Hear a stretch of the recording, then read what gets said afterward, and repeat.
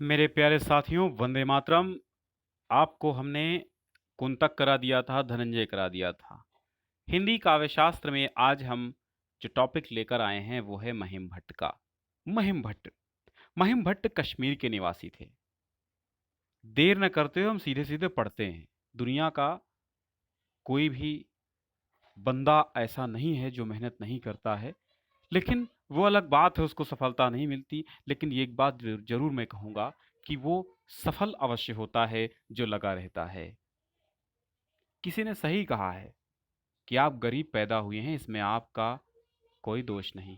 लेकिन अगर आप गरीब मर गए तो इसमें सिर्फ और सिर्फ आपका दोष है। असफलता भले ही बार बार मिले, लेकिन सफलता एक बार मिलती है और दोबारा वापस नहीं जाती। असफलता तो मिलती है लेकिन वो चली जाती है। सफलता एक बार मिलती है, उसको दोबारा आपके हाथ से कोई नहीं छीन सकता। महिम भट्ट। चलिए, महिम भट्ट कश्मीर के निवासी थे, जैसे कि पिछले विद्वान कश्मीर के निवासी थे। इनके पिता का नाम श्रीधैर्य और गुरु का नाम श्यामल था। कुछ मोस्ट इंपॉर्टेंट बातें ही लेकर आया हूं मैं। कुछ बकवास ज़्यादा, कुछ लंबा चौड़ा कुछ नहीं। जो जहां से प्रश्न बनते हैं वही लीजिए। महिम भट्ट कश्मीर के निवासी थे। कहाँ थे? कश्मीर के। पिता का नाम श्रीधैर्य था और गुरु का नाम श्यामल था। श्यामल नाम के गुरु थे महिम भट्ट के।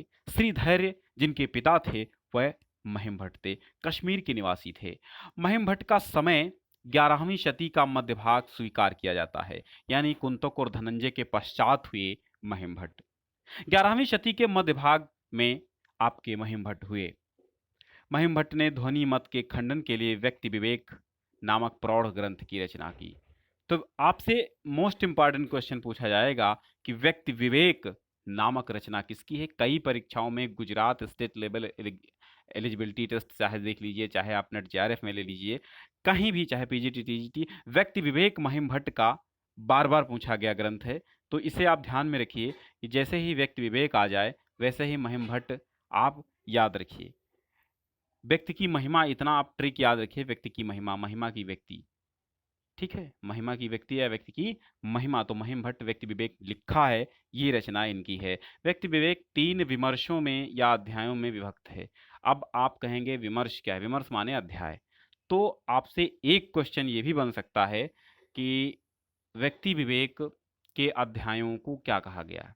तो व्यक्ति विवेक के अध्यायों को विमर्श कहा गया है, और 3 विमर्शों में व्यक्ति विवेक नामक ग्रंथ जो ध्वनि मत के खंडन के लिए बनाया गया वो है। ठीक है, महिम भट्ट ने ध्वनि मत के खंडन के लिए व्यक्ति विवेक नामक प्रौढ़ ग्रंथ की रचना की है। इतना क्लियर हो गया, 3 विमर्शों में विभक्त है। चलिए आगे के आचार्य भोजराज हैं। आचार्य भोजराज धारा प्रदेश के राजा थे। इनका समय 11वीं शती का पूर्वार्ध भाग माना जाता है। भोजराज ने सरस्वती कंठाभरण श्रृंगार प्रकाश नामक 2 ग्रंथों की रचना की थी। सरस्वती कंठाभरण और श्रृंगार प्रकाश, इनकी ज्यादातर रचनाएं ही पूछी जाती हैं। ठीक है, तो आप रचनाओं पे ज्यादा ध्यान दीजिए। सरस्वती कंठाभरण भोजराज का है और श्रृंगार प्रकाश भी भोजराज का है। धारा प्रदेश के राजा थे कौन? राजा भोजराज। भोज कौन थे? भोज राजा थे। इंटरमीडिएट में भी इनका पाठ चलता है, भोजस्य औदार्यम। ठीक है, तो भोज राजा थे। इनका समय 11वीं शताब्दी का पूर्वार्ध माना जाता है। इनके समय में कालिदास भी हुए, क्योंकि कालिदास से इन्होंने प्रभात वर्णन के लिए कहा था, तो कालिदास ने प्रभात वर्णन किया था। सरस्वती कंठाभरण और श्रृंगार प्रकाश नामक 2 ग्रंथों की रचना की है। चलिए आगे आते हैं आचार्य मम्मट। आचार्य मम्मट का जन्म कश्मीर में हुआ। इनका भी पिता कैयट थे। तो मम्मट के पिता कैयट। मम्मट के पिता कौन थे? कैयट थे। कैयट के बेटे का नाम मम्मट। तो मम्मट कैयट, मम्मट कैयट। मम्मट का समय 11वीं शती का उत्तरार्ध स्वीकार किया गया है। उत्तरार्ध माने बाद का आधा। 11वीं शती का उत्तरार्ध भाग मम्मट का स्वीकार किया गया है। मम्मट ने काव्य प्रकाश नामक ध्वनि विरोधी ग्रंथ की रचना की। ये भी ध्वनि विरोधी थे। जैसे पिछले विद्वान ध्वनि विरोधी थे। कौन? कौन ध्वनि विरोधी थे? अभी तो मैंने पढ़ाया। देखिए, मैं फिर से बता देता हूँ आपको। जो महिम भट्ट थे, जिन्होंने व्यक्ति विवेक लिखा, ये ध्वनि मत के खंडन के लिए यानी ध्वनि विरोधी आचार्य भी हैं।